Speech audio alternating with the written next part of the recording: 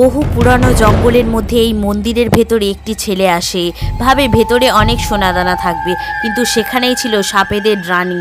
তার মাথা থেকে অজস্র সাপ বেরিয়ে আসছিল। সেই ছেলেটিকে দেখে সাপের রানীটি বেরিয়ে আসে আর ছেলেটি তার মুখে টর্চ মেরে দেয়। তখন ছেলেটি সেখান থেকে পালিয়ে যায়, কিন্তু টর্চ মারার কারণে সাপেদের রানীর চোখে হয়ে গেছে ইনফেকশন। তখন রানী তাড়াতাড়ি করে একটি জাদুই পুকুরের মধ্যে চলে যায়।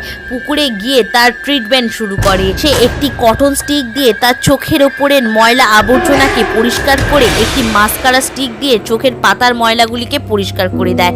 অপর চোখের ফোলা অংশটাকে দুটি কটন স্টিক দিয়ে টিপে টিপে তার মধ্যে থাকা পুঁজগুলিকে এইভাবে বার করে মুছে নেয় এবং একটি ক্রিম লাগিয়ে দেয় এবং চোখের ভেতরের অংশগুলি পরিষ্কার করে তার ভেতরে থাকা ফোঁড়াগুলিকে ফাটিয়ে পুঁজটাকে বার করে একটি জাদুই ক্রিম তার চোখের পাতার মধ্যে লাগিয়ে দেয়।